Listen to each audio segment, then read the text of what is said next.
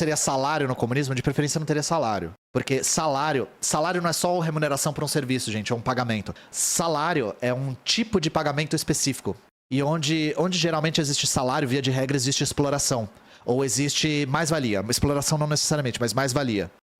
Onde existe salário, existe trabalho suplementar. Se você quer entender a formação do salário, o que é salário, procura um texto do Marx chamado Salário, Preço e Lucro, que ele explica a formação do salário. Como se o comunismo aboliria a recompensa pelo trabalho? De forma alguma. A ideia é nós sermos recompensados pelo nosso trabalho de maneira integral. Quando o mercantilismo se torna capitalismo, quando a Inglaterra consegue acumular capital o suficiente para se industrializar, por volta do século XVIII. Então há uma acumulação primitiva do capital. O capital se acumula através do colonialismo e da exploração, e também do cercamento de terras. E quando esse capital atinge um determinado patamar e a burguesia começa a conseguir poder político, aí sim nós temos uma transformação de modo de produção no qual o feudalismo se torna capitalismo. Na Inglaterra, primeiro país que isso acontece. Mas para isso foi necessário séculos e séculos e séculos de acumulação primitiva, desenvolvimento da burguesia como classe, tomada de consciência como classe e tomada de poder político por parte da burguesia. Tudo isso foi necessário. Também foi necessário criar circunstâncias nos quais a população fosse proletarizada.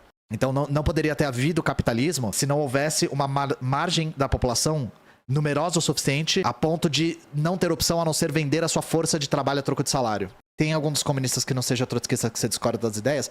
Eu acho que isso é um pouco genérico, porque eu leio textos, tem coisas que eu discordo, tem coisas que eu concordo. É muito amplo isso. Muito amplo isso. É uma coisa que eu costumo falar. Dá pra estar errado sem ser trotskista, tá? Trotskistas estão errados, mas dá pra estar errado sem ser trotskista. Isso aqui não é um pin da Soberana, não. Eu colei um adesivo num pin genérico. Era um pin genérico e eu colei o adesivo. Existem coisas que são boas de serem privatizadas? Na minha opinião de comunista, não deveria existir propriedade privada. Eu, como comunista, acho que a propriedade privada é a raiz da desigualdade. É a raiz da destruição do planeta, é a raiz da acumulação de capital, é a raiz da exploração da força de trabalho. Opinião sobre keynesianismo, não sei, nunca estudei. Quem manja de keynesianismo bastante é o Humberto. Ele já pegou os livros lá do Keynes pra ler tudo, já teve essa fase na vida dele. A minha relação com artefatos culturais, eu vou falar uma coisa, eu sou bem pouco consumista. Eu não costumo comprar coisas, sabe? Tipo de colecionismo, de colecionáveis, desculpa. Então de ter muitos livros, eu nem tenho tantos assim, eu uso muito Kindle e computador. De ter muitos quadros, ter quadrinhos, ter filmes em DVD, ter quinquilharia, eu não gosto, não. Não é que eu tô fazendo juízo moral de quem gosta, tá? Mas eu não gosto. Não, eu não sou acumulador. Mesmo a coisa que eu mais cheguei perto de colecionar foi ioiô. Mas mesmo ioiô eu não tenho muitos, não. Eu devo ter uns 10, que pra quem pratica o esporte já... vou fazer meus 18 anos aí já. Não mais, 19 anos. É pouco até. Vale muito a pena. E-book no geral, não digo nem o Kindle, mas e-book no geral... Eu uso muito, muito. Como explicar a exploração marxiana para liberais? Eles não acreditam na exploração, né? Eles acham que é um contrato voluntário. Então, não é nem questão de explicar. Eles simplesmente não acreditam na premissa. Mas, basicamente, exploração é a dinâmica de trabalho que você trabalha para enriquecer outra pessoa. Então, como é que o Jorge Paulo Lemann consegue ser rico estando lá na Suíça jogando tênis sem fazer nada? Porque ele está se apropriando do valor gerado pela mão de obra de outra pessoa. Se existe alguém enriquecendo sem trabalhar, esse trabalho vem de algum lugar. É por isso que é importante a premissa de que o trabalho é que gera valor. Porque se há valor gerado, há trabalho. A não ser que seja capital fictício, mas ele é muito volátil, né? Fazendo fraude na Americanas, às custas do trabalho de quem trabalha na Americanas. Você recomenda a leitura da Revolução Permanente? Muito. Você vai ler e vai achar uma merda. Recomendo pra caramba. Capital fictício no sentido de capital puramente especulativo. Tô falando sério. Gente, eu não tô brincando. Primeiro, você vai ler a Revolução Permanente. Qual, né? Porque tem 800 versões desse livro. Mas se você for ler sei lá, eu acho que eu li uma de 1927, 28. Pode ler. É uma merda. É uma merda. Horroroso. Revolução Permanente é um livro do Trotsky, só pra... Reacionarismo na área de tecnologia? Meu não. Mas tem vídeo do Teclas, que é Tecnologia e Classe. É o nosso coletivo da Soberana sobre profissionais da área. Como explicar que a propriedade privada é a raiz da desigualdade?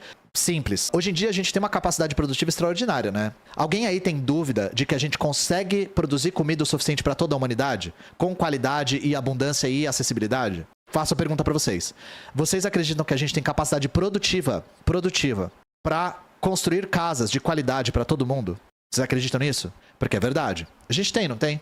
Nós temos capacidade produtiva para esse tipo de coisa. Para fazer com que a escassez se torne obsoleta. E aí eu pergunto para você. Então por que tem falta de casa e falta de comida? Simples. Propriedade privada. A palavra privada aí não tá aí à toa, gente. A propriedade privada é a propriedade que priva os outros dela. Priva os outros dela.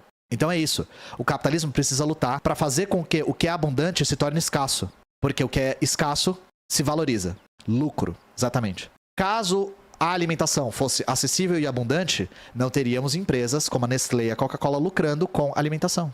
Caso casas fossem acessíveis e abundantes de qualidade, não teríamos especuladores imobiliários. A propriedade privada é a raiz da desigualdade, não porque não existia pobreza antes. A gente não está falando de pobreza, a gente está falando de desigualdade. A propriedade privada é raiz da desigualdade porque hoje em dia a gente vive numa sociedade potencialmente pós-escassez, na qual ainda existe escassez. Ativo e capital é a mesma coisa? Não. Não, ativo e capital não é a mesma coisa. Mas eu não vou tentar explicar. Não é a mesma coisa, tá? Eu tenho certeza disso. Mas eu não vou tentar explicar ativo, porque eu vou dar uma canelada aqui e vou. Já vai. Aí o MBL já tá fazendo 8 vídeos sobre, aí já tô aparecendo na Jovem Pan, aí já tem 3 posts do Bolsonaro, então não vou falar, sabe? Pergunta pro Humberto, ele vai saber explicar melhor. Eu acho que falar sobre o que o Brasil seria no socialismo é um pouco de idealismo. Não sei dizer. Não sei, tem que ver. Hannah Arendt antes da CIA é legal, depois da CIA é cringe. Depois que a Hannah Arendt recebeu o Pix da CIA, aí ficou cringe, ficou.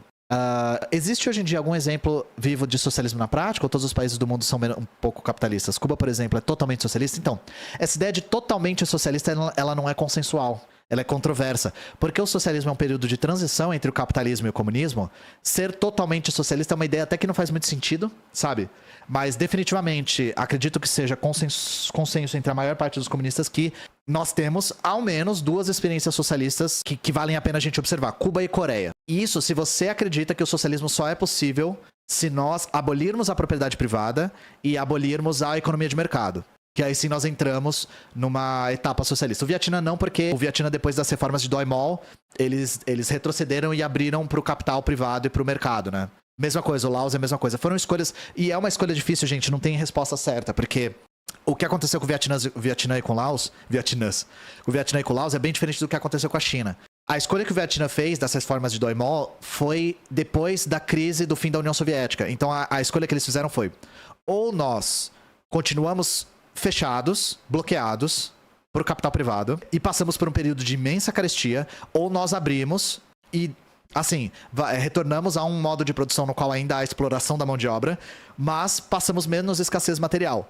O Vietnã e o Laos tomaram um caminho, Cuba e a Coreia tomaram outro. Qual caminho é o correto? Não faço a menor ideia. Não faço a menor ideia. Porque pensem, Cuba e Coreia decidiram preservar as experiências anteriores, então não restauraram a propriedade privada, não restauraram o capital e não restauraram a economia de mercado. O que aconteceu? Cuba e a Coreia passaram por um período brutal, por uns um pouco mais de 10 anos. Que em Cuba eles chamam de período especial e na Coreia eles chamam de árdua marcha. Que é um período no qual o bloqueio foi tão intenso que, por exemplo, a Coreia voltou para tração animal, ficaram sem energia por muito tempo, teve muita escassez de abastecimento de alimentos, mas eu não tenho a menor dúvida de que hoje, por exemplo, na Coreia, as relações de produção são muito mais avançadas do que no Vietnã. No Vietnã, o Vietnã teve um período de leis trabalhistas fracas, teve de muita exploração e jornadas muito longas de trabalho. Então, o que é socialismo totalmente? Não sei, cara, a realidade é difícil demais. Difícil demais. O interessante é que nós tivemos experiências que tomaram um caminho, experiências que tomaram outro, e a gente consegue comparar. Qual das duas fez a escolha certa? Eu não faço a menor ideia. Qual dos dois povos sofreu menos? Não sei. Não sei. Eu não tô falando da China porque a China começou a abrir a sua economia muito antes. Não teve a ver com o período do fim da União Soviética. Cuba restaurou um pouco da propriedade privada, mas é recente isso. Não existe nenhum consenso sobre a China. Nenhum consenso. A China rusga é maior, tá? No Vietnã, no Laos, que tem economia de mercado, mas ainda preservam boa parte da estrutura socialista, é menos controverso. Eu não sei se eu me fiz entender, gente.